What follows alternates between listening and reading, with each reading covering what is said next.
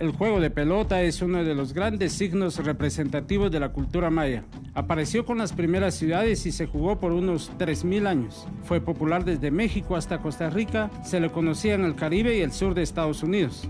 Se jugó con diversos estilos y reglas, en campos de diverso tamaño y con propósitos muy variados. Los mayas dejaron muchísimos testimonios del juego en su arte y, por supuesto, en sus magníficos campos de pelota. Estos son parte del mayor patrimonio cultural del país. Los españoles encontraron el juego en el siglo XVI, pero no fue popular entre ellos. Le temieron por sus vinculaciones religiosas y políticas. Sin embargo, Cristóbal Colón llevó pelotas de hule al retornar de su cuarto viaje, y Cortés llevó incluso jugadores ante la corte en 1528. El juego sobrevivió a la conquista, pero ya no se jugó libremente. Todavía se jugaba en Sololá en 1583.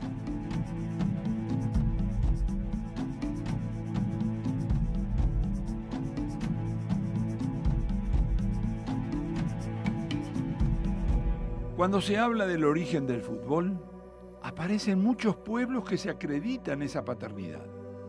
La forma más antigua del juego, de la que se tenga ciencia cierta, es un manual de ejercicios militares que remonta a la China de la dinastía de Han, en los siglos II y III a.C. Se lo conocía como Tzu-Hu. Del lejano oriente proviene, mientras tanto, una forma diferente, el kemari japonés, que se menciona por primera vez unos 500 a 600 años más tarde. Los ingleses han tenido la creencia de haber sido los primeros en jugar pelota en el mundo y la de haber creado el balón y las bases reglamentarias. Según sus propias referencias, lo hicieron usando pelotas de trapo o de vejiga de animales, infladas y de manera muy informal, sin ningún objetivo o plan de juego, solo pateando el balón en forma violenta y en correteos callejeros. La pelota maya tiene gran poder de movimiento. Está hecha de hule, pero no tiene aire en su interior. Por eso es dura y pesada, pero elástica. La técnica del hule se conocía hace más de 3000 años en la costa sur de Chiapas y Guatemala. Los arqueólogos han recuperado centenares de pelotas. Las más antiguas son de 1600 años antes de Cristo. El tamaño y el peso de la pelota va de acuerdo con la modalidad del juego y pesa entre 2 y 4 libras. La palabra quiché maya para pelota es quiché. Literalmente significa sangre de árbol. La pelota simboliza la fuerza de la vida y la energía de los ancestros. Puesta en movimiento simboliza al sol y a la luna. Los primeros balones en esos juegos ancestrales que fueron derivando en el tan apasionado fútbol fueron construidos con retazos de tela en sus inicios y que posteriormente se tomaron vejigas de animales que se cubrían con tiras de cuero. Hernán Cortés en 1528 regresa a España y llevó a 2 jugadores de pelota para dar una exhibición al rey Carlos V, siendo este el momento en que el balón de hule es conocido por los europeos. Fue hasta 1888 en que John Boyd Dunlop logró patentar la primera llanta para bicicleta con cámara de hule suave y con válvula para ser inflada. La misma se revestía con caucho macizo. El proceso de fabricar el balón con cámara de hule suave, con válvula y recubierto de cuero fue solo cuestión de años. Los mayas construyeron un impresionante número de canchas. Hay unas 1500 a lo largo de Mesoamérica. Toda ciudad importante tenía campo de juego de pelota. La muy antigua ciudad de Caminal Juyú tenía 12 campos. Tikal pudo tener 8 campos. Y para el momento de la conquista existían en unas 26 ciudades con campo de juego de pelota en las tierras altas de Guatemala. Los campos de pelota eran finamente acabados y pintados. Se les rodeaba de obras de arte. Todos los campos son rectangulares, con algunas variantes. Se dice que para ello se inspiraron en la constelación de Orión, fácil de distinguir porque es la más brillante en el cielo y porque tiene la forma de un rectángulo. En quiché maya la palabra para campo es hom. Y descender a la cancha era asistir a un lugar de lucha, pero también de unión y de alianzas. Al fundarse el 23 de octubre de 1863, la Asociación Inglesa de Fútbol, surgieron reglas que llevaron al juego de pelota a un juego de fútbol jugado en un área plana y rectangular, delimitada y en un lugar específico para estos juegos. Campos de juego se trazaron de norte a sur, ya que el viento generalmente corre en esa dirección. Esa es la orientación más apropiada para el juego. Los jugadores eran equipos masculinos. Aunque hay evidencias de partidos entre mujeres, 2 eran los equipos contendientes, pero el número de jugadores podía variar entre 2 o más. Parece que los contendientes podían ponerse de acuerdo acerca del número de jugadores. Por supuesto, su número también dependía del tamaño de la cancha y del propósito del juego. Los gobernantes tenían que ser expertos jugadores y las mismas divinidades se decía que jugaban a la pelota. Se aprendía a jugar en las grandes escuelas y había jugadores de oficio que eran gente de éxito y ricos. La palabra pits significa jugador de pelota en los antiguos glifos. Fiel a sus orígenes como deporte de caballeros, al principio los capitanes de los 2 equipos solventaban cualquier disputa que se pudiera originar. Pero a medida que crecía la importancia de lo que estaba en juego, también aumentaban la cantidad de quejas. El árbitro se colocaba en la línea de banda y cronometraba el tiempo. Y solo se le consultaba si los jueces no podían llegar a un acuerdo. Un árbitro era también necesario para que los equipos se pusieran de acuerdo sobre cuál pelota usar en el encuentro, a cuántos tantos podía finalizar el juego, el número de jugadores por equipo y decidir cuál sería el estilo de juego y de qué lado de la cancha empezaría a jugar cada equipo. El juez llevaba una indumentaria especial, actuaba dentro de la cancha y usaba de un gran caracol para anunciar el inicio y suspensión del juego. Una de las nuevas reglas que se designaron en 1863 para el fútbol señalaban a 11 jugadores por lado, pero sin portero. Ya el juego no se trataba de patear el balón y correr detrás de él. En 1873 apareció la figura del portero, primero jugando con los pies y luego con las manos. El portero se tomaba de uno de los 11 jugadores que ya integraban los equipos. El área de la cancha se dividía en 2 partes por una línea central pintada. Los jugadores podían atravesar la línea central, acorralar, arrinconar al adversario y avanzar en la medida en que iban dominando el terreno. Lo esencial era lanzar la pelota hacia el fondo del patio. En el estilo de juego de cadera, los puntos se pueden ganar de la siguiente manera. Se ganan haciendo pasar la pelota hacia el fondo del campo del equipo contrario. Se pierden al incurrir en faltas, como aprisionar la pelota con la cadera contra el piso, tocar la pelota con las manos o los pies y otras faltas. Se declara ganador al equipo que obtiene 8 tantos, pero estos deben anotarse en forma seguida. Si no, los tantos obtenidos pueden perderse. Este traslado de puntos al adversario indica que un empate no es posible. Cuando la pelota pasaba por el anillo marcador, el juego acababa con un triunfo para quien lo lograra, sin importar si iba ganando o perdiendo en el terreno. Poco a poco el juego se fue convirtiendo en algo práctico.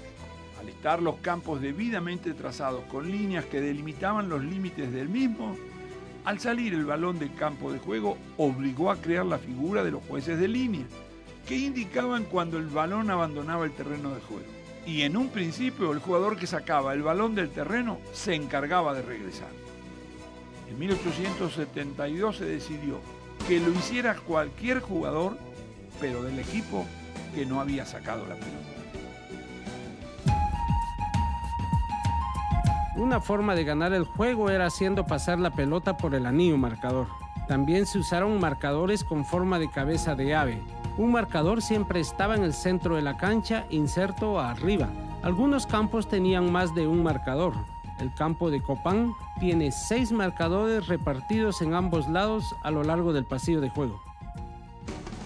Como la línea de meta o de anotación era tan ancha, obligó a que los equipos formaran grupos defensivos para evitar las anotaciones. Surge entonces una pequeña meta, situada al centro de la gran línea final, la cual fue señalada al principio por 2 palos.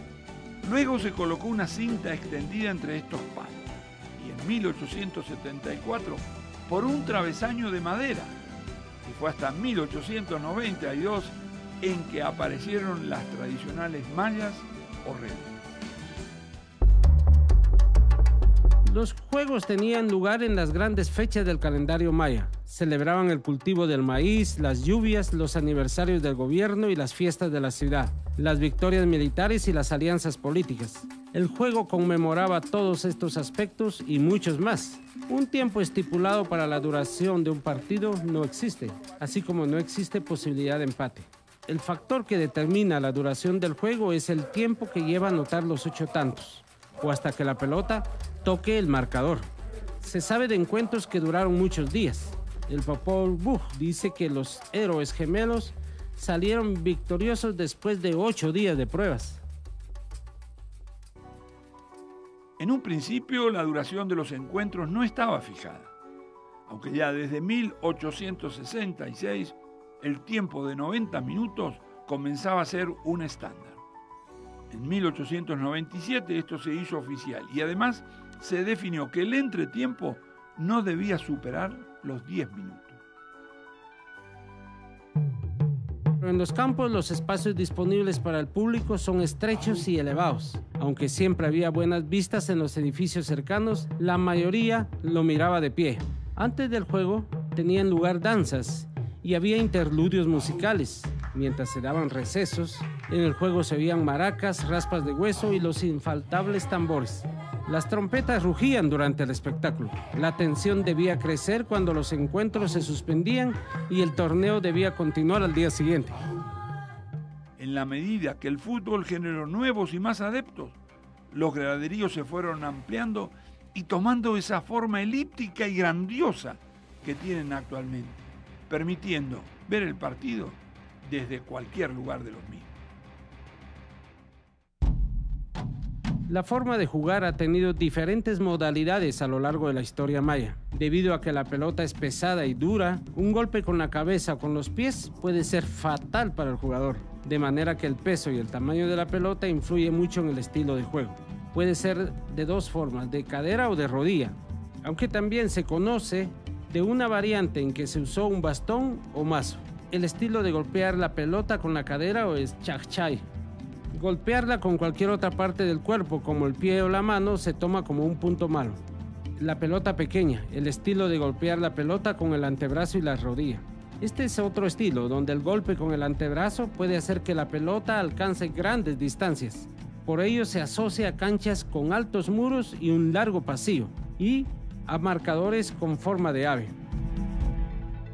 Con la celebración del primer campeonato mundial en 1930, disputada entre Uruguay y Argentina, una final donde se comenzaba a manifestar el sentido de pertenencia de cada equipo por su país, generando un compromiso de cada equipo con los miles de fanáticos que animaban desde los graderíos. Ambos equipos, ya desde ese entonces, tenían ciertos mensajes en clave para que el rival no pudiera adelantarse en sus jugadas. Desde gritos, silbidos y señas que tenían ya un mensaje establecido. Esto se fue ampliando con el paso de los años y hoy se ha llegado al extremo de que los entrenadores, al dar indicaciones, se tapan con la mano la boca para que no puedan leer sus labios. El Popol Vuh conmemora el gran torneo que tuvo lugar entre los gemelos Hunahpu e Xbalanque contra los señores de Xibalbá, el cual fue tan importante que en él se decidió el destino de la humanidad. En las ciudades quedaba constancia de aquellos partidos memorables. Un partido curioso fue el que sostuvieron en abril del 687 el gobernante de la corona de visita en la gran capital de Calakmul. En este partido, el señor de la corona fue elegantemente retratado en piedra. La extraña posición de su cuerpo, de piernas y pies, muestra que el partido se le complicó y fue derrotado. En Guatemala se vive actualmente una época de rescate y fomento del juego de la pelota. Cada año tiene lugar un torneo nacional en el país. Quizás veamos al juego de pelota maya como deporte federado próximamente. El juego de la pelota maya era algo más que un juego o un deporte. También tenía un profundo sentido religioso y cumplía muchas funciones sociales. Guardaba una íntima relación con la guerra, pero también era un medio con que se dirimían los conflictos más serios e imaginables entre parientes, entre ciudades. Se sabe, por ejemplo, de aspirantes al trono que dejaban la decisión final a los resultados del juego. En ocasiones, el premio a los ganadores se basaba en las apuestas. Lo que se apostaba eran joyas, piedras, mantas, tierras, aderezos de guerra, ropas, aderezos de mujeres. Al más alto nivel, hubo quien apostara los tributos de todo un año o los de toda una provincia. Cuando el propósito del juego era menos mundano, se aspiraba a tener como premio la lluvia, la fertilidad, la abundancia o la victoria en la guerra. En 1867 fue fundada la Sheffield Football Association, la cual fue precursora del desarrollo y aplicación de las nuevas reglas. Estas reglas también se utilizaron para la disputa del primer torneo de cualquier código que incluyó un trofeo, la Copa Tommy Judan. Participaron 12 clubes de esta liga en el formato de eliminación directa y la final se disputó en el Bramall Lane, actual estadio del Sheffield. Los jugadores usaban vestimenta especial.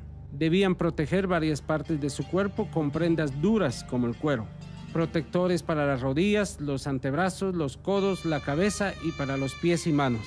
La prenda más característica es el cinturón o yugo de cuero. Seguramente portaban tejidos multicolores, se ataban fajas y cintas a la frente, las rodillas y los tobillos. Estas eran no solo adornos, también servían para tonificar los puntos energéticos del cuerpo. En la cabeza llevaban elaborados tocados de plumas, de colibríes o cabezas de animales. Podían usar máscaras y pinturas en el cuerpo, las cuales cumplían un papel ritual importante como representaciones idealizadas de la vida y la muerte. Desde los inicios del fútbol reglamentado, con misma cantidad de jugadores por equipos, es natural que para diferenciar a los integrantes de un equipo con otro, surgieran las vestimentas de colores, que en la mayoría de los casos, esos colores representaban a un barrio, pueblo o ciudad. Con el paso de los años, se fueron incorporando implementos como los zapatos con tacos, rodilleras, gruesas medias, espinilleras y otros implementos. El juego de pelota era rico en ceremonias y muy festivo. Los jugadores salían de sus casas lujosamente ataviados, seguidos de un gran cortejo. Desfilaban hacia el campo de juego, en la mano llevaban flecos y banderines y los aficionados les obsequiaban paños de colores. Antes del encuentro, tenían lugar solemnes ceremonias encabezadas por los personajes más notables de la ciudad. Se explicaba el propósito del juego y las reglas que decidirían la victoria. Se presentaban a los jueces, se entonaban canciones y se lanzaban consignas. La parte final y sustantiva del encuentro tenían lugar en la banqueta interior del campo de juego. Ahí se declaraba la victoria y se decidían los destinos. Se resolvían los últimos conflictos que daban paso al festejo. Desde 1867, al hacerse la entrega de un trofeo como fue la Copa Tommy Judan, se habían establecido ciertas normas protocolarias que luego, con el paso de los años, se fueron convirtiendo hasta cierto punto en rituales, que llevaron con el paso de los años y la aparición de la Copa del Mundo de 1930, que estos se fueran concretizando como el ingreso de los jugadores al campo de juego en dos filas, siguiendo el paso de los árbitros bajo el sonido de una marcha, para luego escuchar los himnos de cada país en un claro ritual deportivo. Queda en el aire esta interrogante. ¿Será entonces que el juego de pelota maya fue precursor del fútbol moderno? ¿Ustedes qué opinan?